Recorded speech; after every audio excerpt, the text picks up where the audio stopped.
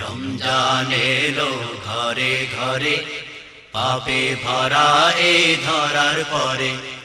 রমজান এলো ঘরে ঘরে, পাপে ভরা এই ধরার পরে। এ মাসেই কোরআন মহান প্রভুর দান, এ মাসেই কোরআন মহান প্রভুর দান। এসেছে এসে দে আধার চিরে, রমজান এলো ঘরে ঘরে, পাপে ভরা এই ধরার পরে। রমজান এলো ঘরে ঘরে, পাপে ভরা এই ধরার পরে। সুপ্রিয় দর্শক শ্রোতা, আসসালামু আলাইকুম ওয়া রাহমাতুল্লাহি ওয়া বারাকাতুহু। আশা করি আপনারা সকলে ভালো আছেন। আমরাও সকলে আপনাদের দোয়ার বরকতে আল্লাহর রহমতে ভালো আছি।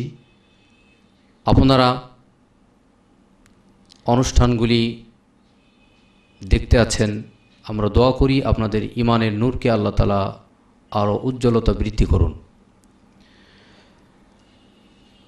এখন আপনাদের সামনে অত্যন্ত গুরুত্বপূর্ণ আলোচনা পেশ করছেন মাহে রমজান ও তাকওয়া এ বিষয়ের উপরে বিশিষ্ট ইসলামী চিন্তাবিদ, প্রখ্যাত মুফাসসিরে কোরআন, বাংলাদেশের ঐতিহ্যবাহী জেলা চুয়াডাঙ্গা জেলার দামুড়হুদা থানার কার্পাসডাঙ্গা ইসলামিয়া ফাজিল ডিগ্রি মাদ্রাসার সম্মানিত অধ্যক্ষ মাওলানা জুলফিকার আলী। বিষয় মাহে রমজান ও তাকওয়া।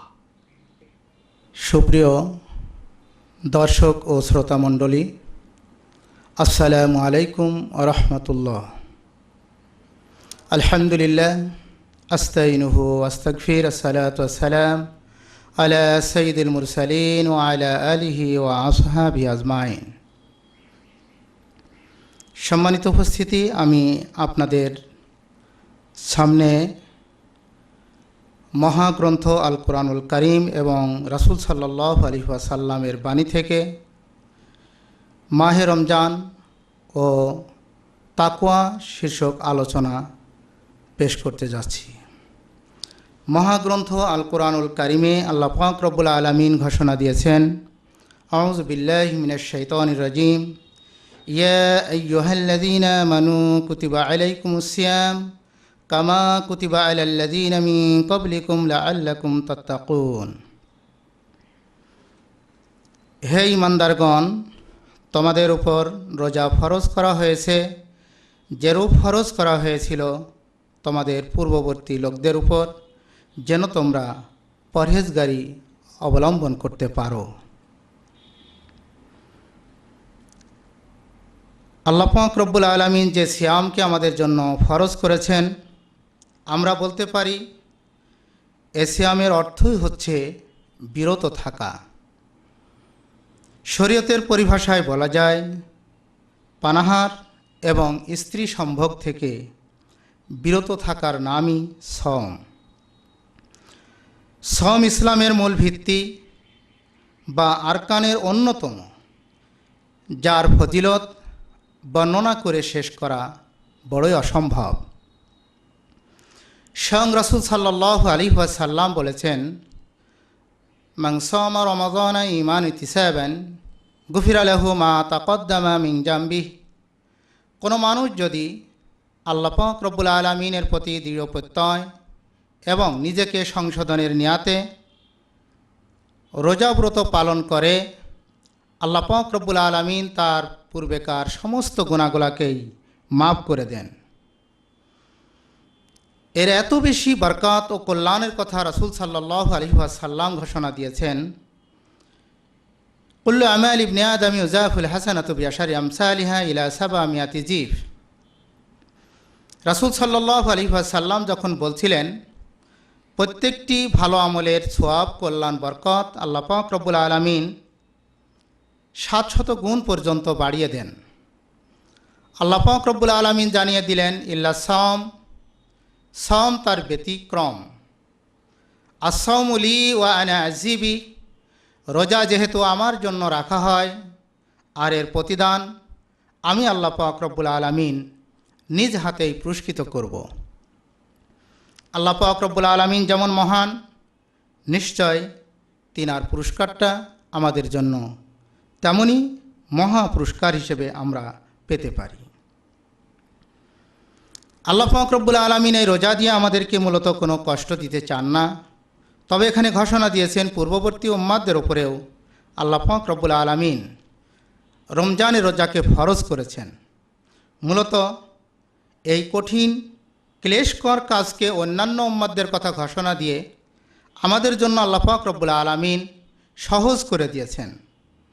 পূর্ববর্তী উম্মাদদের রোজা কিভাবে ফরজ ছিল সে কথা বলতে গেলে আমরা বিভিন্ন তাফসিরের মাধ্যমে জানতে পারি হযরতে নূহ আলাইহিস সালাতু ওয়াস সালাম প্রতি মাসেই 3টি রোজাব্রত পালন করতেন। হযরত দাউদ আলাইহিস সালাতু ওয়াস সালাম 6 মাস রোজাব্রত পালন করতেন। হযরত মূসা আলাইহিস সালাতু ওয়াস সালাম আশুরার দিন রোজাব্রত পালন করতেন। খ্রিস্টানরা শুধু বুধ, শুক্র ও শনিবার রোজাব্রত পালন করতেন। এভাবে আমরা জানতে পারি পূর্ববর্তী উম্মতেরাও রোজাব্রত পালন করেছেন। রাসূল সাল্লাল্লাহু আলাইহি ওয়াসাল্লামের রোজা এবং পূর্ববর্তী উম্মতদের রোজার মধ্যে বেশ কিছু পার্থক্য আমরা দেখতে পাই। রাসূল সাল্লাল্লাহু আলাইহি ওয়াসাল্লাম যে রোজা ব্রত পালন করেছেন, প্রথমে তিনি মদিনায় 3টি রোজাব্রত পালন করতেন, যা আইএমবেজের রোজা বলে আমরা সকলেই জানি।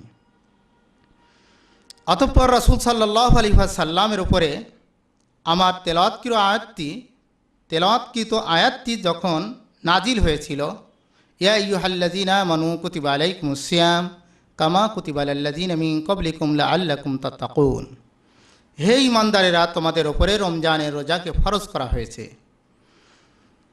দ্বিতীয় হিজরিতে আল্লাহ পাক রব্বুল আলামিন এই আয়াতটি যখন নাজিল করেছিলেন তখন ঘোষণা দিয়ে দিয়েছিলেন যদি কোনো ব্যক্তি রোজাব্রত পালন করতে না পারে সে কোনো মিসকিনকে খাওয়াতে পারে।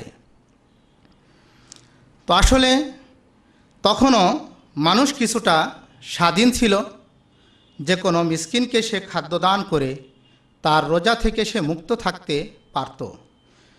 পরবর্তী আয়াতে যখন আল্লাহ পাক রব্বুল আলামিন ঘোষণা দিলেন শাহরু রমাদান আল্লাযী উনজিলা ফীহিল কুরআন হুদাল লিন্নাস ওয়া বাইয়িনাতিন মিনাল হুদা ওয়াল ফুরকান ফামান শাহিদা মিনকুমুশ শাহরা ফালিয়াসুম, এই সেই মাহে রমজান যাতে নাজিল হয়েছে মহাগ্রন্থ আল কোরআন, যা সমগ্র মানুষের জন্য হেদায়াত এবং সুস্পষ্ট বর্ণনা, সত্য মিথ্যার পার্থক্যকারী এই কিতাব। যে ব্যক্তি এই মাসকে পাবে সে যেন অবশ্যই রোজাব্রত পালন করে। আল্লাহ পাক রব্বুল আলামিনের এই হুকুম নাজিল হওয়ার পর আর কারোর কোনো স্বাধীনতা থাকলো না। শুধুমাত্র যারা রোগগ্রস্ত, সফররত অবস্থায় অথবা এতই বেশি বৃদ্ধ বা দুর্বল যাদের দ্বারা রোজাব্রত পালন করা সম্ভব নয়। সম্মানিত শ্রোতা ও দর্শক মণ্ডলী, আমরা রোজার বিষয়ে কিছু কথা জানতে পারছি। আল্লাহ পাক রব্বুল আলামিন পূর্ববর্তী উম্মাদদের ন্যায় আমাদের উপরে রোজাকে ফরজ করেছেন এবং এই রোজার দ্বারা আমাদের তাকওয়া অর্জিত হয়। আমার আলোচনার ভিতরে তাকওয়ার বিষয়টিও যেহেতু সংশ্লিষ্ট, সে বিষয়ে আমি কিছু কথা বলতে চাচ্ছি, আলোচনা করতে চাচ্ছি। তাকওয়া শব্দটি ওয়াকিউন শব্দ থেকে এসেছে। অক একই বাবে জারাবা থেকে যে বিকায়াতুন মাজদার থেকে এসেছে, যার অর্থ হলো বাঁচানো।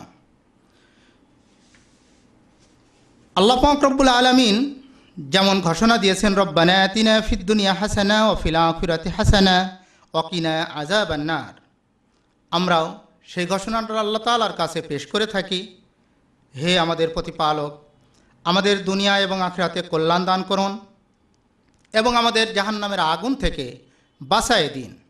ওয়াকিনা, আমাদেরকে বাঁচায়ে দিন। আল্লাহ পাক রব্বুল আলামিন এই তাকওয়া শব্দটি অন্য জায়গায় যেমন ব্যবহার করেছেন, ইয়া আইয়ুহাল্লাযীনা আমানু কু আনফুসাকুম ওয়া আহলিকুম নারা, হে ঈমানদারেরা, তোমরা তোমাদেরকে বাঁচাও, বাঁচাও তোমাদের পরিবারের সকলকে জাহান্নামের আগুন থেকে। এখানে অকুন শব্দটি বাঁচানো অর্থে ব্যবহৃত হয়েছে। আল্লাহ পাক রব্বুল আলামিন আরও ঘোষণা দিয়েছেন, ইয়া আইয়ুহান নাসু উবুদু রাব্বাকুমুল্লাযী খলাকাকুম ওয়াল্লাযীনা মিন ক্বাবলিকুম লাআল্লাকুম তাত্তাকুন, হে ঈমানদারেরা, হে মানুষেরা, তোমরা তোমাদের রবের ইবাদত করো, যিনি তোমাদেরকে সৃষ্টি করেছেন এবং যাদেরকে তোমাদের পূর্ববর্তী বান্দাদেরকে, উম্মাদদেরকে, যে সমস্ত উম্মাদদেরকে পাঠানো হয়েছে, সম্ভবত তোমরা আল্লাহর ভয় অর্জন করবে। আল্লাহ পাক রব্বুল আলামিন আরও বলেছেন, বান্দা ওয়াত্তাকু ইয়াওমান লা তাজজি নাফসুন আন নাফসিন শাইয়্যা, তোমরা সেই দিনকে ভয় করো যেদিনে একজন আর একজনের কোনো কাজে আসবে না। মূলত তাকওয়া আমরা শিখব রাসূল সাল্লাল্লাহু আলাইহি ওয়াসাল্লাম এবং সাহাবায়ে আজমাইন রাদিয়াল্লাহু আনহুমদের কাছ থেকে, তাবেঈদের নিকট থেকে। রাসূল সাল্লাল্লাহু আলাইহি ওয়াসাল্লাম পুণ্যের কাজসমূহ করতেন এবং যা অসৎ পাপ কাজ, সমস্ত এই পাপ কাজ থেকে তিনি নিজেকে বিরত রাখতেন। রাসূল সাল্লাল্লাহু আলাইহি ওয়াসাল্লাম যা করেছেন তাই হচ্ছে তাকওয়া। সাহাবীদের মধ্য থেকে কেহ এমন আলোচনা করলেন যে আমি জীবনে আর কখনো বিবাহ করব না। আরেকজন বললেন আমি সারা জীবন রোজাব্রত পালন করব। আরেকজন বললেন আমি সারা রাত নামাজ আদায় করব।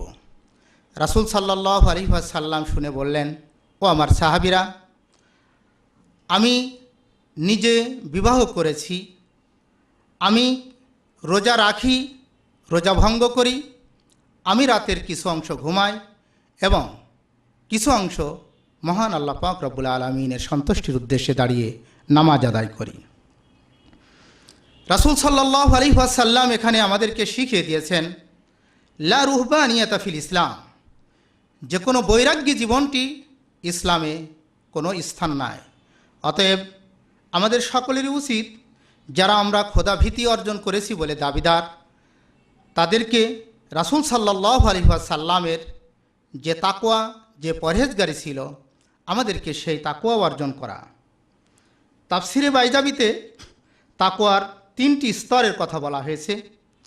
প্রথম স্তর, যে সমস্ত মানুষ ঘোষণা দেয় লা ইলাহা ইল্লাল্লাহ ওয়া আন্না মুহাম্মাদুর রাসূলুল্লাহ এবং তা বিশ্বাস করে এবং সে এই অনুযায়ী আমল করার চেষ্টা করে, কিন্তু তার জীবনে যথেষ্ট সগীরা এবং কবিরা গুনাহসমূহ সে করে থাকে। আল্লাহ পাক রব্বুল আলামিন তাদের এই গুনার কারণে জাহান্নামে দিলেও একদিন না একদিন তারা এই কালিমা তেলাওয়াত এবং বিশ্বাস রাখার কারণে মুক্তি পেয়ে জান্নাতবাসী হতে পারবে।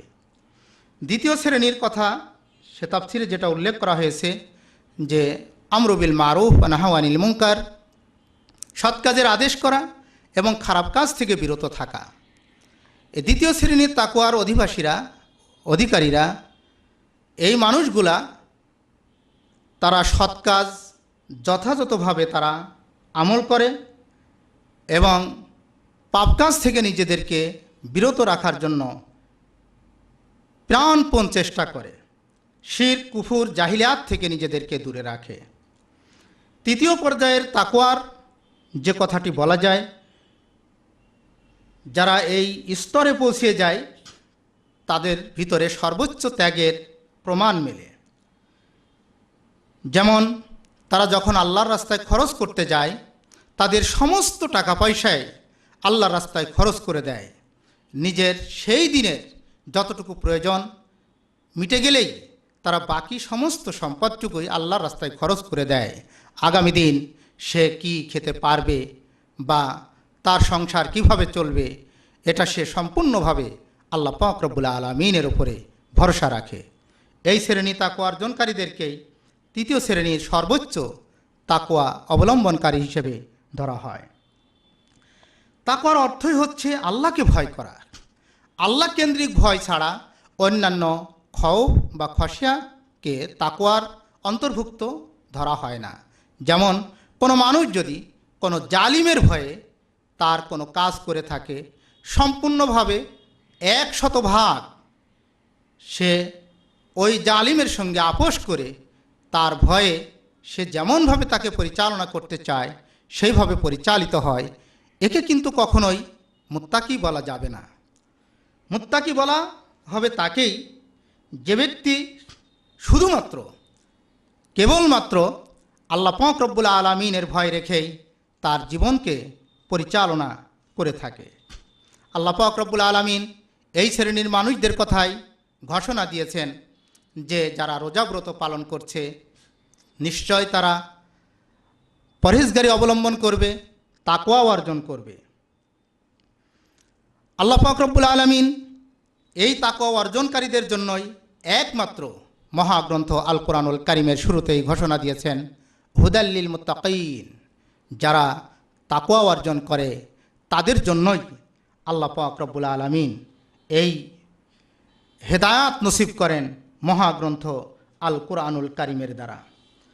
মহাগ্রন্থ আল কোরআনুল কারীমে মুত্তাকি শব্দটি আল্লাহ পাক রব্বুল আলামিন 6 জায়গায় উল্লেখ করেছেন এবং তাকওয়া শব্দটি 15টি জায়গায় তিনি উল্লেখ করেছেন। আল্লাহ পাক রব্বুল আলামিন ঘোষণা দিয়েছেন যে ব্যক্তি মায়াত্তাকিল্লাহ ইয়াজআল লাহু মিন আমরি ইউসরা, যে ব্যক্তি আল্লাহ পাক রব্বুল আলামিনকে ভয় রাখে আল্লাহ পাক রব্বুল আলামিন তার জীবনের সমস্ত কাজগুলোকে সহজ করে দেন। ওমাইয়াত্তাকিল্লাহ ইয়াজআল লাহু মাখরাজান ওয়া ইয়ারযুকু মিন হাইসু লা ইয়াহতাসিব, যে ব্যক্তি আল্লাহ পাক রব্বুল আলামিনকে ভয় করে আল্লাহ পাক রব্বুল আলামিন তার জন্য এই দুনিয়ার রিজিকের সমস্ত রাস্তাগুলোকে উন্মুক্ত করে দেন যা সে হিসাবই করতে পারবে না। আল্লাহ পাক রব্বুল আলামিন আরও ঘোষণা দিয়েছেন ওয়ালাউ আন্না আহলাল কুরা আমানু ওয়াত্তাকু লাফাতাহনা আলাইহিম বারাকাতিম মিনাস সামাই ওয়াল আরদ, যদি কোনো গোত্রের অধিবাসীরা আল্লাহ পাক রব্বুল আলামিনের প্রতি ঈমান আনয়ন করে এবং আল্লাহর ভয় অর্জন করে, অবশ্যই আমি আল্লাহ পাক রব্বুল আলামিন তাদের জন্য আসমান এবং জমিনের বরকতের রাস্তাটি উন্মুক্ত করে দেব। আর যারা এমন তাকওয়া অর্জন করতে পারবে না, আল্লাহর ভয় ভিতরে রাখতে পারবে না, ওই ব্যক্তিদের জন্য কখনোই এই রোজার দ্বারা কোনো কল্যাণ বয়ে আসতে পারে না। আমরা রাসূল সাল্লাল্লাহু আলাইহি ওয়াসাল্লামের তাকওয়া থেকে যেটা বুঝতে পারি যে সমস্ত পুণ্যের কাজগুলা তিনারা জীবনে পালন করেছেন, সমস্ত অন্যায় কাজগুলা জীবনে ছেড়ে দিয়েছেন। সেই জন্য তাকওয়ার একটি পারিভাষিক সংজ্ঞায় বলা যায় ইমসালুল আওয়ামির ইজতিনাবুজ জাওয়াজির। তাকওয়ার অর্থই হচ্ছে সমস্ত হুকুমগুলোকে পালন করা এবং আল্লাহ পাক রব্বুল আলামিনের সমস্ত নিষিদ্ধ কাজগুলোকে ছেড়ে দেওয়া। এটা যারা জীবনে বাস্তবায়ন করতে পারবে, যারা এই অনুযায়ী আমল করতে পারবে, নিশ্চয় তাদেরকে মুত্তাকি হিসেবে ধরা হবে এবং তাদের জন্যই আল্লাহ পাক রব্বুল আলামিনের ঘোষিত এই সমস্ত পুরস্কার বরাদ্দ থাকবে। নতুবা আল্লাহ পাক রব্বুল আলামিন যে কথা ঘোষণা দিয়েছেন নাশরুল মুজরিমিনা ইয়াওমাইদিন সুরকা, ওই সমস্ত পাপিষ্ঠ মানুষদেরকে আমি আল্লাহ তাআলার সামনে যখন উপস্থিত করা হবে তখন তাদের চেহারাটি নীল বর্ণের হয়ে যাবে, ভীত সন্ত্রস্ত অবস্থায় তারা থাকবে। অথচ যারা আমাকে ভয় রাখে, আমার ভয়ে তাদের জীবনের কাজগুলো সম্পন্ন করে, নাশরুল মুত্তাকিনা ইলার রহমানি আফদা, অবশ্যই ওই সমস্ত মুত্তাকি বান্দাদেরকে আমি আল্লাহ পাক রব্বুল আলামিন দলে দলে আমি আল্লাহ তাআলার দরবারে উপস্থিত করব।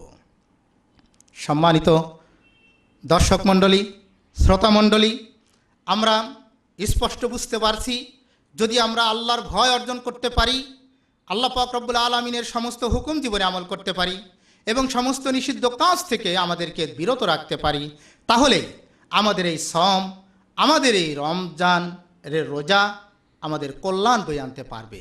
নতুবা আমাদের জন্য কখনোই শুধুমাত্র এই দিনে খানাপিনা বন্ধ করা, স্ত্রী সম্ভোগ থেকে বিরত থাকা আমাদের জন্য কল্যাণ বয়ে আনতে পারে না। যেমন রাসূল সাল্লাল্লাহু আলাইহি ওয়াসাল্লাম বলেছেন মাল্লাম ইয়াদা কাওলা যুর আমালা বি ফালাইসা লিল্লাহি হাজাতুন ফি আইয়াদা তাআমা ওয়া শারাবা, যে ব্যক্তি মিথ্যা কথা ছাড়তে পারল না, মিথ্যা কাজ ছাড়তে পারল না, ওই ব্যক্তির জীবনে খানাপিনা বন্ধ করার আল্লাহর কোনো প্রয়োজন নাই।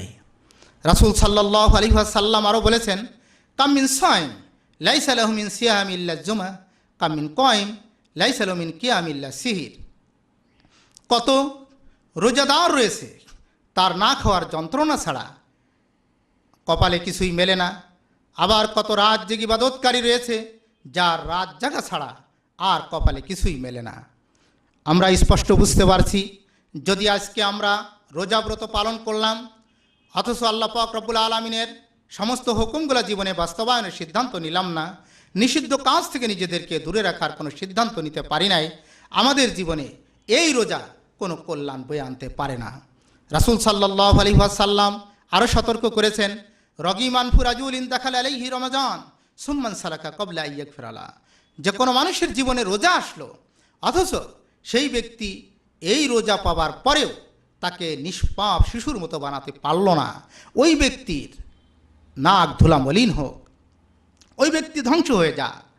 আল্লাহ রাসূল সাল্লাল্লাহু আলাইহি ওয়াসাল্লাম সদা সর্বদা এই তাকওয়া অর্জনের জন্য যেমন চেষ্টা করতেন এবং ঘোষণাও দিয়ে দিয়েছেন, যে সমস্ত মানুষগুলোর জন্য আল্লাহ পাক রব্বুল আলামিনের আরশের ছায়াতলে বিশেষ একটি জায়গা বরাদ্দ রাখা হয়, কঠিন বিপদ মুসিবতের দিনে আল্লাহ পাক রব্বুল আলামিন যাদেরকে দয়া করে মায়া করে তিনার আরশের ছায়াতলে জায়গা করে সম্মান দিবেন, সেই মানুষদের ভিতরেও রয়েছে যে যারা আল্লাহর সামনে যখন দাঁড়ায় গভীর রজনীতে নির্জনে একমাত্র আল্লাহর ভয়ে যাদের চোখ দিয়ে পানি ঝরে। শুধু তাই নয়, যাদেরকে কোনো বংশীয় সুন্দরী রূপসী যুবতী আহ্বান করে আর তখন সে ঘোষণা দেয়, ইন্নী আখাফুল্লাহ, আমি আল্লাহকে ভয় করি। এমন আল্লাহর ভয় তাকওয়া যদি আমরা অর্জন করতে পারি, রাসূল সাল্লাল্লাহু আলাইহি ওয়াসাল্লামের ঘোষণা অনুযায়ী, অবশ্যই আমরা কাল হাসরের মাসিবতের দিনে মহান আল্লাহ পাক রব্বুল আলামিনের আরশের ছায়াতলে জায়গা পেয়ে যাব। কোনো সন্দেহ নাই, কোনো সন্দেহ নাই যে 7 জন বিশেষ ব্যক্তিদের জন্য আল্লাহর আরশের ছায়াতলে জায়গা বরাদ্দ রাখা হয়েছে। এই মুত্তাকি বান্দাদের মধ্য থেকেও 2 শ্রেণীর মানুষের কথা ওই 7 জনের ভিতরে আল্লাহ পাক রব্বুল আলামিনের রাসূল সাল্লাল্লাহু আলাইহি ওয়াসাল্লাম উল্লেখ করেছেন।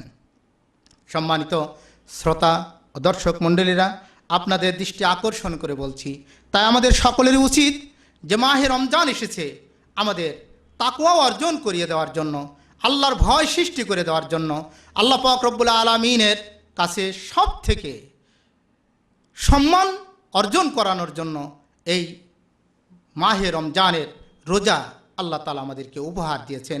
এটা কোনো কষ্ট দেবার জন্য নয়। আল্লাহ তাআলা নিজেই ঘোষণা দিয়েছেন, ইন্নালিল মুত্তাকিনা মাফাজা, নিশ্চয় সমস্ত মুত্তাকিদের জন্যই সেই সফলতা। যাদের কোনো চিন্তা থাকবে না, হতাশা থাকবে না, সেই মানুষগুলাই হচ্ছে মুত্তাকি বান্দা। এবং যাদেরকে আল্লাহ পাক রব্বুল আলামিনের দরবারে দলে দলে আনন্দ উল্লসিত হয়ে উপস্থিত হওয়ার সুযোগ দেওয়া হবে, তারাই হবে মুত্তাকি বান্দা। রাসূল সাল্লাল্লাহু আলাইহি ওয়াসাল্লাম নিজেও ঘোষণা দিয়েছেন, আল্লাহুম্মা ইন্নী আসআলুকাল হুদা ওয়াত তুকা ওয়াল আফাফা ওয়াল গিনা। ও আল্লাহ, নিশ্চয় আমি তোমার কাছে প্রার্থনা করছি হেদায়েতের।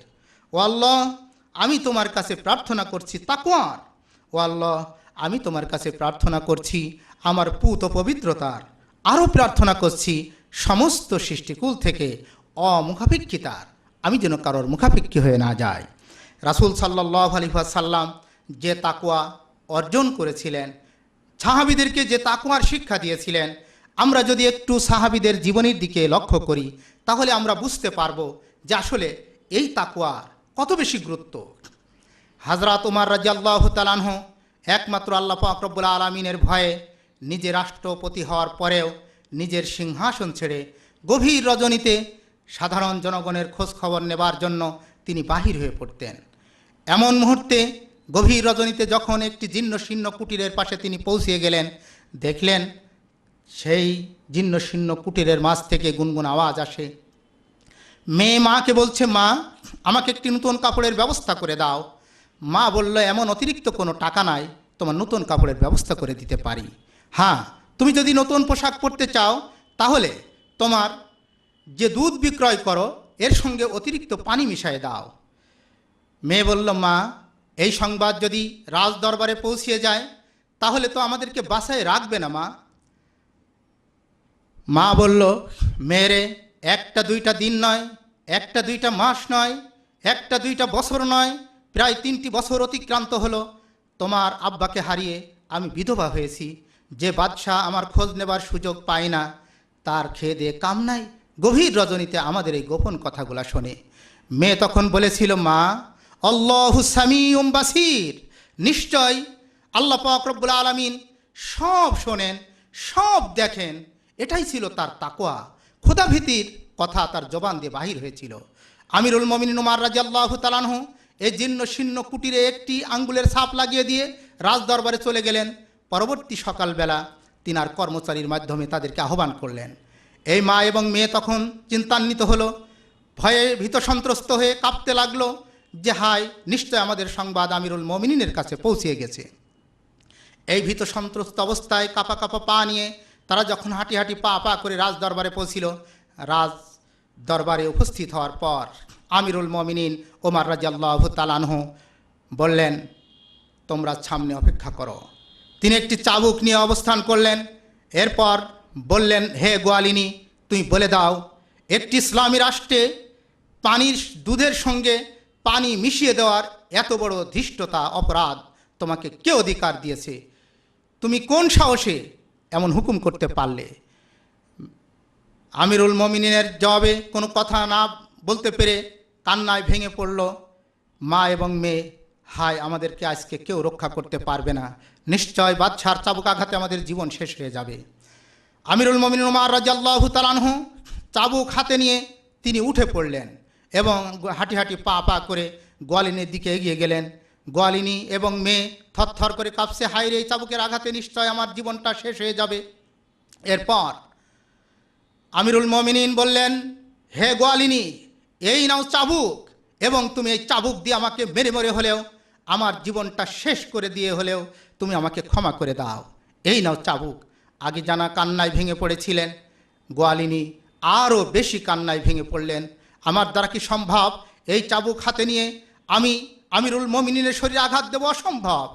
আমিরুল মুমিনিন বললেন, গোয়ালিনী, তুমি গভীর রজনীতে যে কথা বলেছিলে যে রাজা, যে আমির একটি দুইটি দিন নয়, একটি দুইটি মাস নয়, একটি দুইটি বছর নয়, 3টি বছর অতিক্রান্ত হলো আমার বিধবার খবর নিতে পারল না, সে আমিরুল মুমিনিন খেদে কামনায় এই গভীর রজনীতে আমাদের জীর্ণ শীর্ণ কুটিরের পাশে দাঁড়িয়ে আমাদের গোপন কথা শোনে।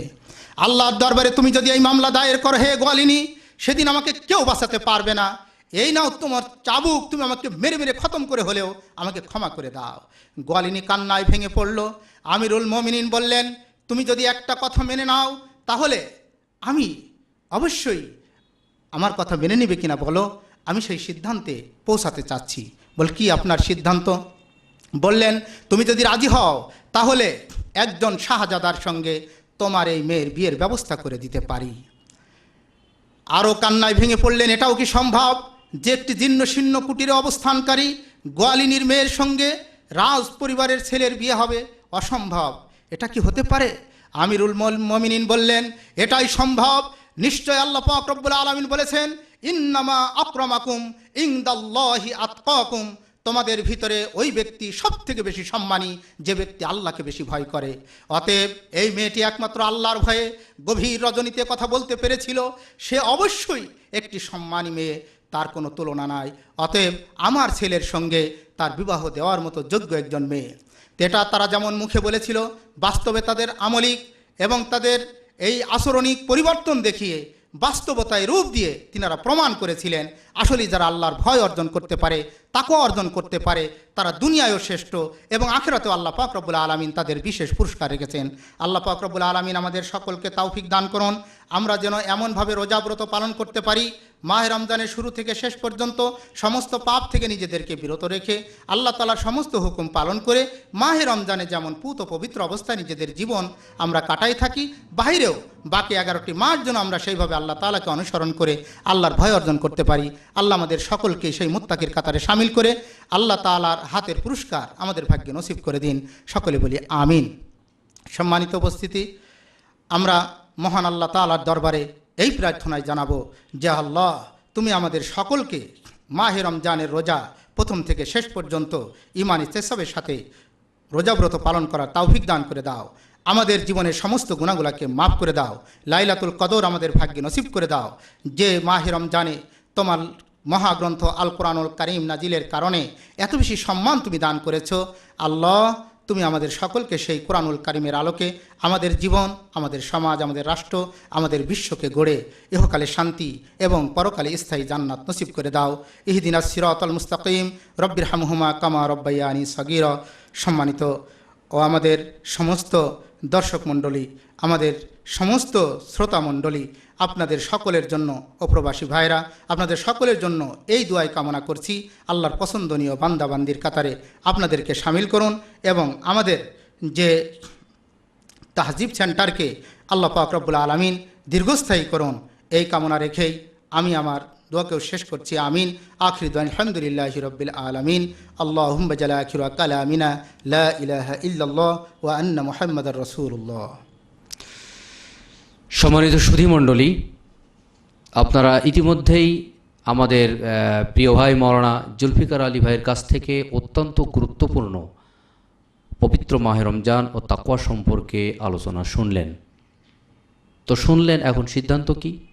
এখন মূল সিদ্ধান্ত হলো রমজানকে আমরা শ্রদ্ধা করব, রমজানকে জীবনের সাথে মিলিয়ে নিয়ে বাকি 11 মাস আমরা সুন্দর করে সুচারুরূপে সুনিয়ন্ত্রিতভাবে সুশৃঙ্খলের সাথে আমরা চলাফেরা করার চেষ্টা করব।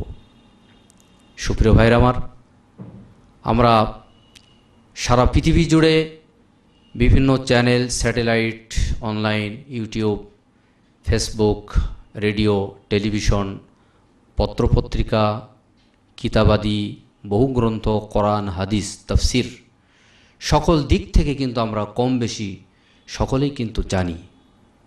শুধু জানলেই কি হবে? আমাদের সিদ্ধান্তে আসতে হবে জীবনের আর ওই রকম জীবন নয় যে জীবনের সম্পর্ক হয় ইবলিস শয়তানের সাথে, যে সম্পর্ক হয় কোরআন হাদিস বাদ দিয়ে একজন মুসলিম মানুষ কখনোই উল্টাপাল্টা চলতে পারে না। এটা শয়তানি কাজ। ইন্নাহু লাকুম আদুব্বুম মুবিন। আর শয়তান হলো মানুষের প্রকাশ্য দুশমন। শয়তানের অসওয়াসা থেকে আমাদের হেফাজত চাইতে হবে আল্লাহর কাছে। এই জন্য ভাইরা আমার, একজন মুমিন বান্দার উচিত সকল সময় তহারাতের সাথে পবিত্র অবস্থায় তার চলাফেরা করে। পবিত্রতা দুই প্রকার, একটি হলো বাহ্যিক, আরেকটি হলো আভ্যন্তরীণ, আরেকটি হলো বাহ্যিক। আভ্যন্তরীণ পবিত্রতা হলো মনের পবিত্রতা। আমরা অনেকে আছি সকাল থেকে সন্ধ্যা পর্যন্ত রোজা রাখি, আবার পরের দিন তারাবি পড়লাম, সেহরি খেলাম, সকালবেলায় ফজরের সালাত আদায় করে ঘুম থেকে উঠে রীতিমতো আপনি ব্যবসায়ী প্রতিষ্ঠানে গেলেন, অফিসে গেলেন, কিন্তু তলে তলে ঘুষ খেলেন। আপনি নিজের বিবেককে প্রশ্ন করুন, তাহলে মাহে রমজানের শিক্ষা আসলে এটি নয়। এই জন্য অশ্লীলতা থেকে, মন্দ কাজ থেকে আমাদেরকে দূরে থাকতে হবে। রমজান তো আমাদের সেই শিক্ষাই দেয় যে তাকওয়ার মাস। তাকওয়ার মাস কিভাবে হয়? আর সেটাকেও কোরআন নিয়ে, অর্থাৎ কোরআনের সাথে রিলেটেড সম্পর্ক স্থাপন করেছেন কোরআন এবং তাকওয়া একসাথে। তো আমরা বিজ্ঞ আলোচকের কাছ থেকে আমরা যা কিছু শুনলাম রমজানের উপরে এবং তাকওয়ার উপরে, এই দুটি জিনিস যদি আমরা ভালোভাবে জীবনের সাথে আমলে নিতে পারি, মিল করে নিতে পারি, আল্লাহ আমাদের সকলকে হেফাজত করুন। আমিন। আসসালামু আলাইকুম ওয়া রাহমাতুল্লাহি ওয়া বারাকাতুহু।